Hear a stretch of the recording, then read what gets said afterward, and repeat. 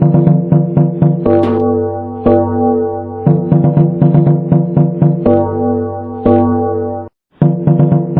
my little friends. Excited to know where am I? Well, I'm in the jungle, the forest of Africa, enjoying the wildlife. Yes, I saw the tiger, the giraffe, and the hippopotamus. But wait, who's this? Bzzz? Of all these animals and insects, I don't like one animal, and yes, the mosquito. It always keeps buzzing in my ear. But have you heard the story about why do mosquitoes buzz into human ears? Well, let us hear it now. Are you ready? Well, long time ago, it is said that Mother Owl used to hoot early morning. Hoo, hoo, hoo, hoo, hoo, hoo, which made the sun come out and the day dawned. Yes, but one day it so happened that our friend Iguana was sipping water near the water hole when the mosquito came flying and said, hey, Iguana, do you know something? Today I saw a farmer dig out yams as big as me. Can you believe it? Iguana said, what's there to believe it? I would rather be deaf than to listen to such a lie. Yam as big as a mosquito. He murmured, and he took 2 sticks and plugged it into his ears. What a day, Iguana murmured and went away. But while our iguana was walking away, there came a python, and he passed the iguana and said, hello, iguana, my friend, how are you? But our iguana was busy murmuring to himself because of the lie of the mosquito, and because of the 2 sticks plugged into his ears, he could hardly listen. Now, thinking, why did my friend iguana did not greet me? Is he up to some plot against me or some mischief? This made the python scare away, and he immediately rushed into a nearby rabbit's burrow. Yes, seeing the python enter the burrow, the rabbit and skipped and came out of the burrow in the broad daylight and started to run.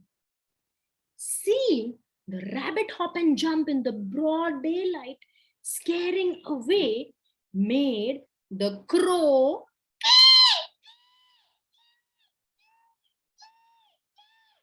fly off, sending off an alarm as it was its duty to warn all the animals.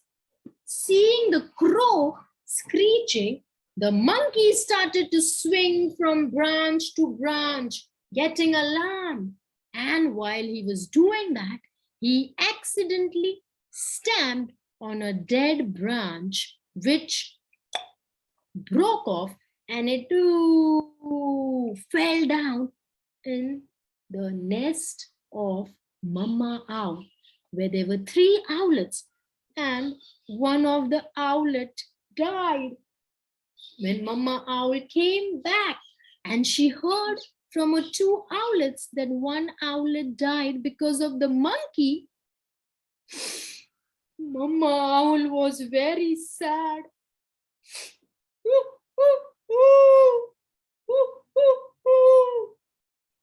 She cried the whole night, and even when it was time to hoot, to call the sun out, she did not hoot.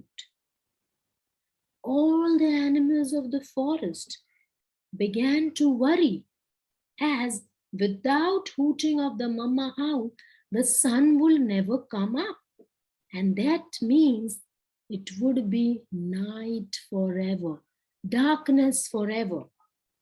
All the animals went to the king lion, and the lion called Mama Owl and asked her, Owl, it is your duty to call out the sun. Why didn't you hoot? The night has been there for too long. Mama Owl hooted again sadly and said, First, punish the monkey who killed my owlet. I will not hoot because my owlet is gone. I miss him. The lion called the monkey. Monkey, what is this that you did? Did you kill the owlet? The monkey said, Your Majesty, it is not my fault. You know, it is the fault of the crow. The crow in the broad daylight was screeching and cawing. That made me alarmed, and that is why I started to swing, and I stamped on the dry branch, and it fell off, and the owlet died. Please, please, please. It's not my fault. It's the crow's fault. Now the lion called the crow. Crow, come here. Don't you know the rule of the jungle? Why did you cow in the broad daylight, scaring away the animals? It's not my fault, Your Majesty. It's not me. It was the rabbit who hopped and skipped and hastily ran away in the broad daylight. It was my duty to warn other animals. That is why I cawed and screeched. The lion said, Is it so? Call the rabbit. So the rabbit came and he said, Your Majesty, it's not my fault, Your Majesty. I only hopped and skipped fast in the broad daylight because the python came into my burrow in the broad daylight and it scared me away. I thought he's there to kill me, to eat me up. And that is why I ran. I just did that to save myself. Python, why did you do so? Why did you enter the rabbit's burrow in the broad daylight? Your Majesty, it is not my fault.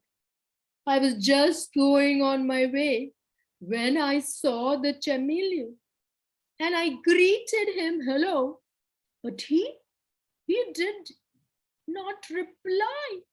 He ignored me, which made me feel that he was thinking of a plot or a mischief against me.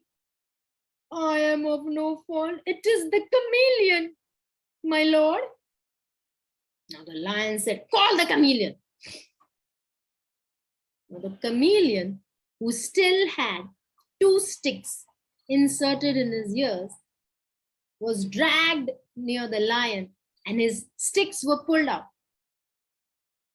What happened, Your Majesty? Is something wrong? Roared the lion. Are you deaf, chameleon? Don't you know what is happening? The chameleon said, I don't know what happened, my lord. I just removed my sticks which were poked into my ears. Do you know why? The mosquito. Early in the morning, near the water hole, the mosquito told me a lie. And I thought as if it was better to be deaf than to listen to that mosquito's lie.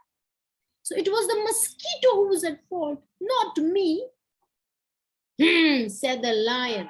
Now I know who's the culprit. Call the mosquito. It is the mosquito who annoyed the iguana, who frightened the python, who scared the rabbit, who startled the crow, who alarmed the monkey, who killed the owlet. And now owl won't wake up the sun, so the day can't come. Call upon the mosquito. Now, all this while, the mosquito was hiding amongst the bush, listening to what is happening, and it dared not come outside. So none of the animals were able to ever catch the mosquito. And it is said that to this date, the mosquito feels a guilty conscience, and it is still coming out and asking and buzzing into humans' ears. Are the animals still angry with me? Are the humans still angry with me? You know what the answer the mosquito gets? That was the story of why mosquitoes buzz into people's ears. Hope you enjoyed this story. And if you did, do like, share, and subscribe to our YouTube channel for stories and more.